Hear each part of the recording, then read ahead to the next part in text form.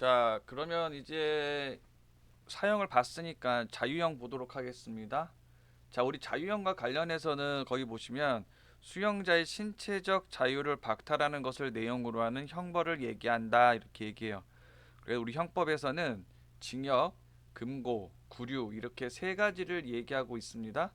자, 그럼 이제 관련해서 여러분들 이제 제가 일반적으로 수업 시간에 어떤 식으로 얘기를 했었냐면, 자, 여러분들 생각해 보세요. 여러분들이 지금 수업 시간만 해도 저랑 이렇게 갇혀 있는 게 굉장히 힘들 거예요. 그런데 여러분들 만약에라도 지금 여러분들과 제가 이렇게 1년 동안 같이 있어야 된다고 한정된 공간에서 그러면 이제 여러분들은 어떠실 것 같아요? 라고 제가 아마 물어본 적이 있을 겁니다. 어떠세요? 뭐 그때도 그랬지만 다시 한번 생각해봐도 굉장히 끔찍하겠죠? 그죠? 자, 이런 것들. 자, 그래서 우리 인간은 일단 일반적으로 자유롭게 행동하는 걸 원한단 말이에요. 그건 우리 이제 본능인 거고요. 그런데 이제 생명형이 아니라 자유형에서는 이제 인간이 갖고 있는 자유를 잠깐 뺏는 거예요. 그 기간 동안. 그렇게 뺏어서 이제 너의 자유가 뺏길 수도 있으니 이러이러한 범죄를 그죠? 규범을 지켜라라고 하는 거예요. 범죄를 저지르지 마라. 근데 그렇지 않으면 이제 당연히 자유형에 취할 수 있다. 자, 이제 그런 내용들을 이제 여러분들이 이제 생각하시면서 봐주시면 되겠습니다. 자, 자유형 가게 되면 자, 먼저 이제 징역이라고 할까요? 우리 사실은 형벌론에서 나오는 거는 저 같은 경우에는 그 학교 다닐 때 이 부분은 교수님이 아예 해주시지도 않으셨어요. 그냥 한 중간 미술원도 못 나갔던 것 같은데 하여튼 중간 정도까지 하시고 이것들은 이제 나머지는 너희들이 이제 시험 공부하면서 이제 하면 된다라고 말씀하셨었고 앞에서 계속 징역이라고 하는 것, 금고라고 하는 것, 구류라고 하는 것 설명하시는데 사실은 뭐 그렇게 재치 있게 뒤에 내용까지 확인하지 않았었기 때문에 그냥 아는 척하고 넘어갔던 거죠.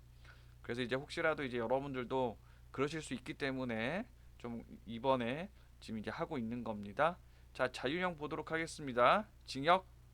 자, 수용자를 교정시설 내에 수용해서 노역에 복무하는 것을 내용으로 하는 자유형이다. 그래서 자유형에는 징역, 그 다음에 유기징역, 무기징역이 있다. 자, 거기서 이제 여러분들이 표시하실 거는 뭐냐면 징역이라고 하는 거는 뭐예요? 노역에 복무하게 하는 것을 내용으로 한다 이렇게 돼 있어요. 반면에 금고는 뭐라고 돼 있냐면 금고는 그 밑에 보면 조그만 글씨로 뭐라고 돼 있어요. 노역에 복무하지 않는다. 그래서 크게는 이제 여러분들이 그냥 이제 암기를 하잖아요. 여러분들 뭐 당연히 이해하고 암기하시는 것을 여러분들이 추구하십니다. 근데 이제 여러분들 생각해 보시면 어 암기가 돼야 이해도 할 수 있어요. 그러니까 암기를 하려면 여러분들이 이제 여러 번 보셔야 되는 거거든요.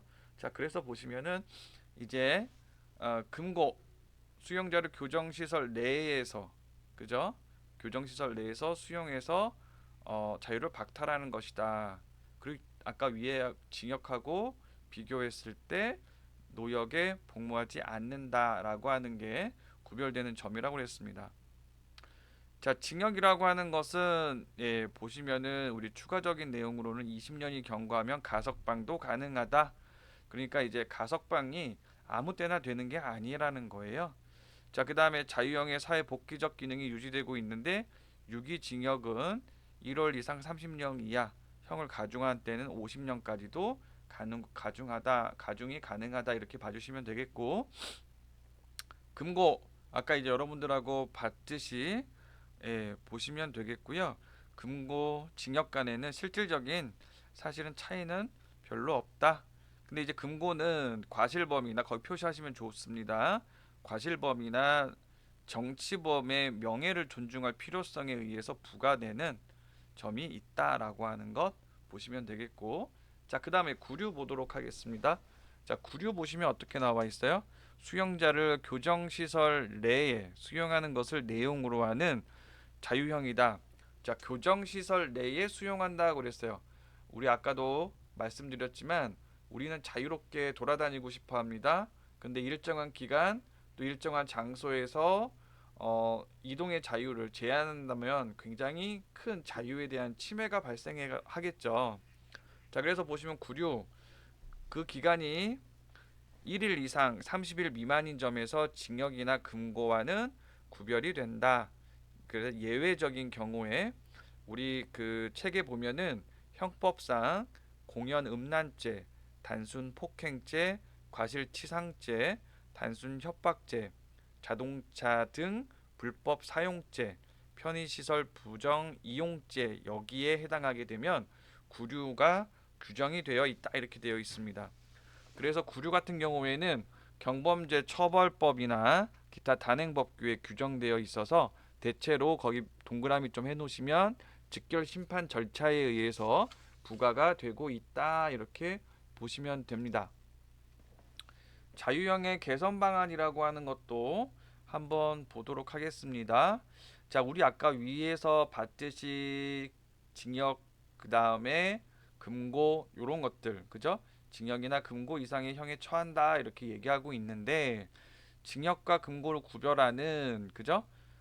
종래에는 사상범, 정치범, 과실범 뭐 요런 것들에 의해서 구별이 됐지만 과연 이제 그러한 것들이 현대 사회에서 계속 유지될 필요가 있는가라고 하는 거예요. 자유형 단일화 찬성론이 있고요. 그 다음에 자유형 단일화 반대론도 있습니다. 뭐 결론까지는 이제 여러분들이 그냥 참고해 보시면 되겠고 그 다음 페이지 가시면은 구류의 폐지 문제도 되어 있습니다. 음, 자유형의 단일화는 징역과 금고의 구별을 없애는 일에 국한되어서는 안 되고 1일 이상 1개월 이하의 구류형 역시 폐지되어야 한다. 이렇게 얘기하고 있어요. 그건 내용 한번 여러분들이 읽어봐 주시고 이제 자유형에서 이제 재산형으로 넘어가도록 하겠습니다.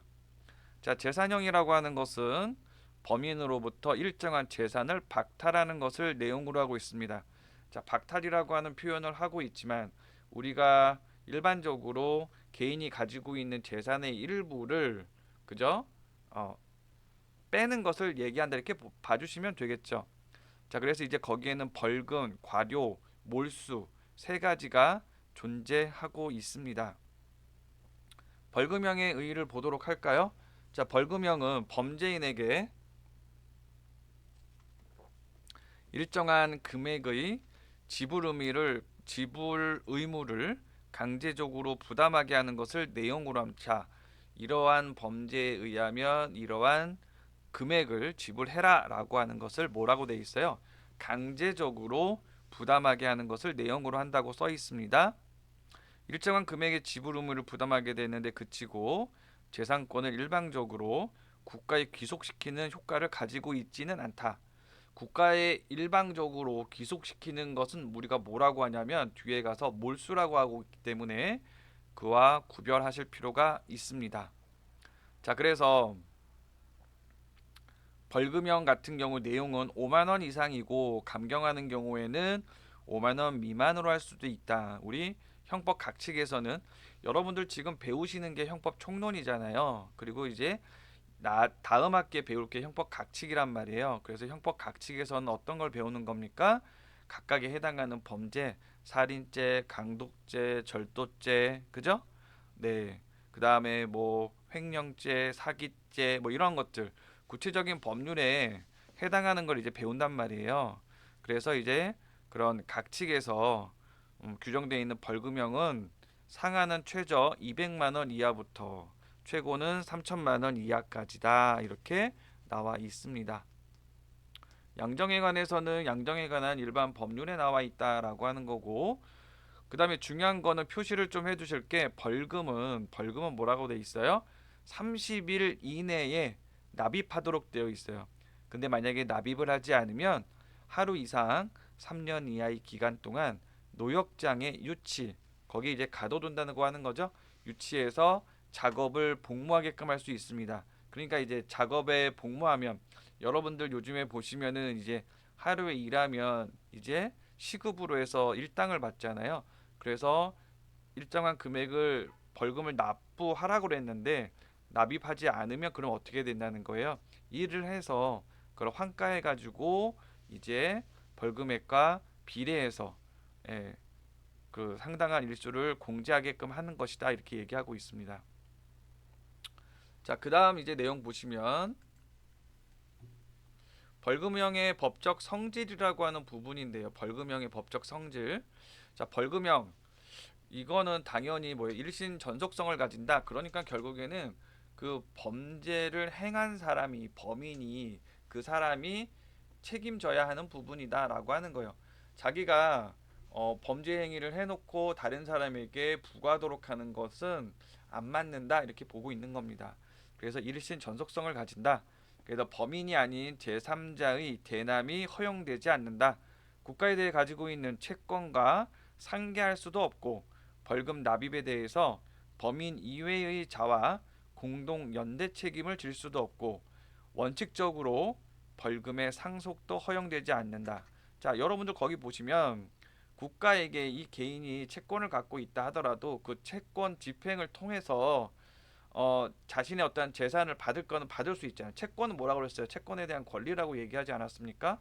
자, 그런데 내가 벌금이 있으니까 내가 채권 1,000만 원 있으니까요. 벌금 1,000만 원 서로 바꿔요. 이렇게 서로 이제 이렇게 바꾸는 거. 이걸 상계라고 하는데 그렇게 하지 못한다. 이렇게 얘기하고 있는 겁니다.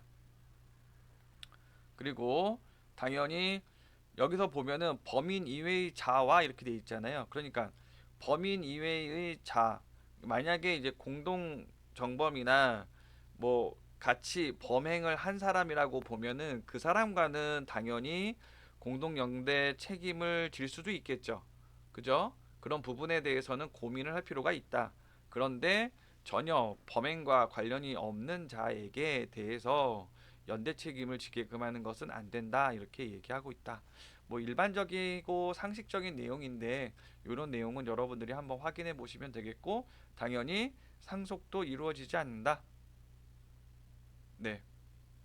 다만 몰수 또는 조세, 전매 또는 공과에 관한 법령에 의해서 재판한 벌금 또는 추징은 그 재판을 받은 자가 재판 확정 후 사망한 경우 그 상속 재산에 대해서 집행할 수 있다 이렇게 되고 있어요.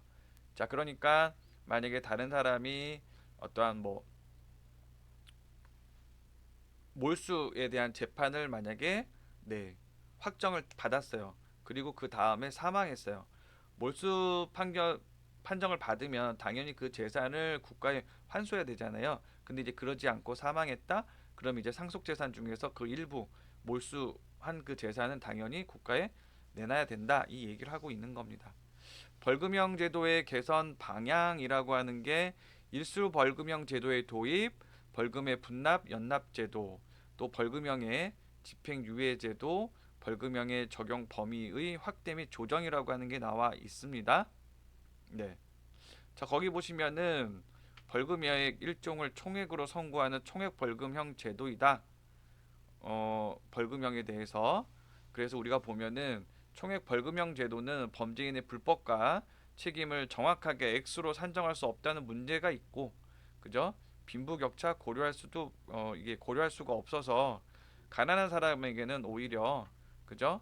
음, 집행을 못하게 되는 또 부자에게는 형벌의 목적을 달성할 수 없는 그런 문제도 발생할 수 있기 때문에 이에 대해서는 조금 기존의 것들이 계속 문제가 되고 있고 이런 총액 벌금형 제도에 대한 문제를 해결하기 위해서 일수 벌금형 제도라는 게 있고 일수 벌금형 제도라고 하는 건 옆에 40B라고 써져 있는데 옆에 보시면 범행의 경중에 따라 일수를 정한 뒤에 행위자의 재력에 따라서 일수당 정액을 결정해서 일수의 일수 정액을 곱해서 벌금액을 산정하는 제도다.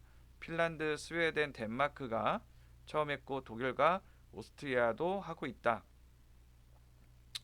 일수 정액은 피고인의 경제적 사정을 고려할 수 있고 일수에 의해서 행위 불법이 객관적으로 확정되어 형선고의 적정성을 담보할 수 있는 장점이 있기 때문에 합리적이고 정당한 벌금형 제도의 정착을 위해서 일수 벌금형 제도를 도입하는 것이 바람직하다 이렇게 얘기하고 있어요. 뭐 예를 들면 생계형으로 운전을 하고 있는 화물차 1톤 트럭으로 운전을 하시는 분하고 예를 들어서 뭐 근래에도 뭐 이렇게 있었지만은 굉장히 비싼 스포츠카를 운행을 하다가 뭐 과실로 때로는 음주운전으로 사고가 발생해서 어, 타인의 생명을 앗아가는 그런 문제도 발생하잖아요. 그랬을 때 만약에 뭐 일정한 금액에 대해서 벌금을 과한다? 누군가에게는 정말 생계에 위협이 될 정도의 어떠한 액수일 수가 있고 또 누군가에게는 그런 거 뭐 당연히 아무렇지도 않게 전혀 그런 어떠한 생계 문제도 발생되지 않고 이제 그런 금액을 내는 것 자체가 오히려 어떠한 형사 정책적인 측면에서 봤을 때에는 본질적인 문제를 해결하지 못하는 그러한 근본적인 문제도 갖고 있기 때문에 일수 벌금형 제도에 대한 도입이 사실은 뭐 저는 개인적으로 필요하다고 생각하는데 아직은 여러 가지 논의가 되고 있는 것 같습니다. 분납과 연납 전액을 선고 후 30일 이내 일시납하도록 되어 있는데 사실은 이런 것도 어떻게 보면은 그 사실은 뭐 일시납이라고 하는 게 가능한 액수가 될 수도 있고 불가능한 액수가 될 수도 있잖아요. 그리고 그 사람의 어떠한 경제적 여하에 따라서 분납을 하는 것이 훨씬 더 그 뭐라 그럴까요? 생계를 유지하면서도 벌금에 대해서 납부할 수 있기 때문에 그런 것들을 조금 더 다각적으로 파악할 필요가 있지 않을까. 실무에서는 재산형에 관한 검찰 집행 사무 규칙에서 벌금에 대한 연납 분납이 허용되고 있다 이렇게 얘기하고 있습니다.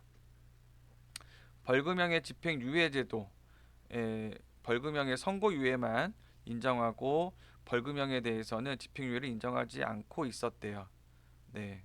그래서 2016년 1월 6일에 500만 원 이하의 벌금형을 선고할 경우에는 벌금형에 대해서도 집행유예가 가능하도록 형법 62조를 개정했다고 합니다. 자, 벌금형의 적용 범위의 확대 및 조정과 관련해서 내용을 보시면 벌금형이 단기 자유형의 폐해를 극복하기 위한 효과적인 대안이 되기 위해서는 징역형만을 법정형으로 규정하고 있는 가벼운 범죄의 벌금형을 선택형으로 규정해서 조금 벌금형의 적용을 확대할 필요는 있다 이렇게 얘기하고 있습니다. 뭐 그거는 또 여러분들도 한번 읽어봐 주시면 좋겠고 항상 얘기하는 거지만 여러분들은 형법학자가 아닙니다. 그러니까 이런 내용들이 있구나 이런 어떠한 그 논의가 있으니까 한번 검토할 필요가 있겠구나 이 정도만 여러분들이 생각해 주시면 좋겠습니다. 자, 그 다음으로 가면은 이제 과료라고 하는 게 나와요. 46번에 나와 있는데 과료는 재산형의 일종이다. 그 범죄인에게 일정한 금액의 지불 의무를 강제적으로 부담하게 된다. 이렇게 얘기하고 있습니다. 자, 우리가 아까 앞에서 벌금에 대해서 배웠고 그다음에 과료에 대해서 하고 있고 뒤에는 이제 몰수에 대해서 합니다. 자, 그래서 과료는 다만 경미한 범죄에 대해서 부과되기 때문에 그 금액이 2천만 원 이상 5만 원 미만이라는 점에서 5만 원 이상인 벌금과는 구별이 되고 있다. 자, 그다음에 과료는 형법상의 형벌이다. 거의 표시하세요. 그래서 행정상의 제재로서 행정질서벌의 일종인 과태료와 과료는 구분이 된다라고 얘기하고 있습니다. 그래서 우리 형법 규정에는 매우 제한적으로 규정이 되고 있다는 점 여러분들이 확인하시면 되겠고요. 47번에 보시면 뭐라고 되어 있습니까? 30일 이내에 판결 확정일로부터 30일 이내에 납부해야 된다 이렇게 얘기해요. 우리 아까 앞에서 배운 벌금과 거의 유사하게 되어 있으니까 여러분들이 내용 확인해 주시면 되겠습니다. 몰수 보도록 합니다. 자, 몰수에 대한 내용을 보시면은 자, 몰수 범죄의 반복을 방지하고 범죄자의 범죄로부터 이득을 얻지 못하게 할 목적으로 범죄 행위와 관련된 재산을 박탈해서 국고에 귀속시키는 것이다. 자, 범죄 행위와 관련된 재산을 박탈하고 그걸 어떻게 한대요? 국고에 귀속시킨다라고 얘기하고 있어요. 국고에 귀속시킨다. 그 내용 여러분들 별표해 두시고 자, 그래서 여기서는 이제 뭐 거기 보면 대법원에 나와 있는 거 또 한번 봐주시면 될 것 같고요. 몰수의 종류 필요적 몰수와 임의적 몰수로 나누어진다라고 되어 있습니다. 자, 그래서 어, 임의적 몰수가 형법상의 몰수에서의 원칙이다 이렇게 얘기하고 있고, 몰수를 할 것이냐 혹은 몰수를 하지 않을 것이냐라고 하는 것은 법관의 재량이다 이렇게 얘기하고 있어요. 필요적 몰수의 대상으로는 뇌물에 관한 죄에 있어서 범인 또는 정을 아는 자가 제3자가 받은 뇌물 또는 뇌물의 공할, 금품, 배임 수증죄의 경우에 범인이 취득한 재물, 아편에 관한 죄에 대해서 제공한 아편, 이런 것들, 또 몰핀이나 그 화합물 또는 아편 흡식기 등이 들어간다 이렇게 얘기하고 있습니다.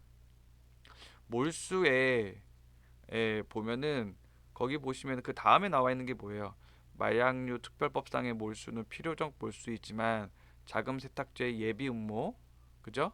이런 것들은 임의 몰수에 해당하고, 특정 범죄를 전제 범죄로 하는 범죄 수익 규제법상의 몰수는 임의적 몰수만을 인정하고 있다. 몰수의 법적 성격과 관련해서는 학설의 태도는 보완 처분, 대물적 보완 처분이라는 견해, 재산형이라는 견해, 그죠? 그 다음에 중간적인 독립된 형사 제재, 그 다음에 보면은 보완 처분의 성격을 갖는다는 견해, 뭐 이렇게 나눠져 있어요. 네 가지로. 판례 태도가 중요하니까 판례 태도 보시면은 몰수를 규율하고 있는 법률 규정의 해석을 통해서 몰수의 법적 성격을 다르게 파악하면서 이익 박탈적 성격의 몰수와 징벌적 성격의 몰수를 구분하는 입장을 취하고 있다 이렇게 얘기하고 있습니다. 결론을 보면 형법상 몰수가 형벌의 일종으로 규정되어 있는 이상 형식적으로는 재산형의 일종으로 보는 것이 좀 타당하다. 그러나 실질적으로 볼 때 몰수 대상의 특성에 따라서 몰수의 법적 성격도 좀 다르게 판단해야 될 것이다 이렇게 얘기하고 있어요.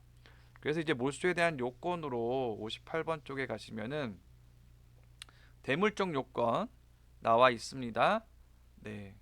그래서 몰수의 대상은 범죄 행위와 관련된 것이어야 한다 이렇게 얘기하고 있고요.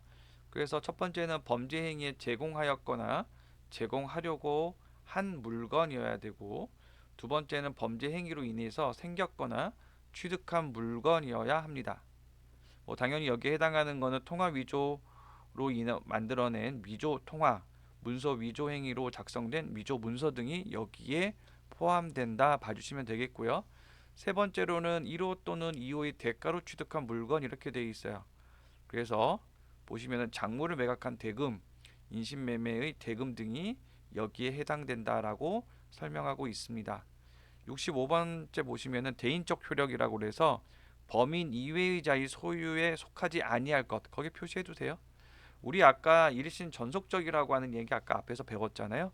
그러니까 여기에 대한 몰수에 대한 대상은 대인적 효원, 사람에 대한 거잖아요. 사람에 대한 거니까 이거는 범인의 소유에 의한 것이만 해당된다 이렇게 얘기하고 있는 겁니다. 자, 그래서 66번 보시면 범인은 뭐라고 되어 있어요?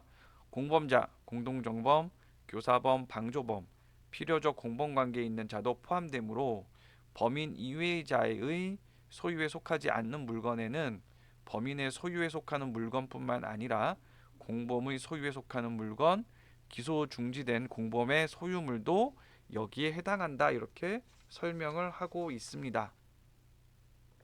그리고 두 번째로는 범죄 후 범인 이외의 자가 정을 알면서, 그러한 사정을 알면서 취득한 물건이 여기에 해당한다 이렇게 설명하고 있어요. 그래서 보시면은 범인 이외의 자의 소유에 속하는 물건이라 할지라도 범죄 후 범인 이외의 자가 그러한 사정을 알면서 취득한 물건은 몰수할 수 있다 이렇게 얘기하고, 몰수 대상과 물건이라고 하는 것은 형법 48조 몰수 대상을 물건에 한정하고 있어서 재산상의 이익은 몰수 대상이 될 수 없다 이렇게 얘기하고 있습니다. 자, 그래서 그 70번에 있는 대법원 판례 또 여러분들이 좀 한번 봐주시면 좋을 것 같고요. 72번 몰수의 효과 가시면은 몰수는 재산권을 범인에게서 박탈해서 일방적으로 국가에 귀속시키는 효과가 있다 이렇게 얘기하고, 유죄 판결을 받은 피고인에 대해서만 발생하고 피고인 이외의 자에게는 미치지 않는다. 추징이라고 하는 것 의미 보도록 하겠습니다.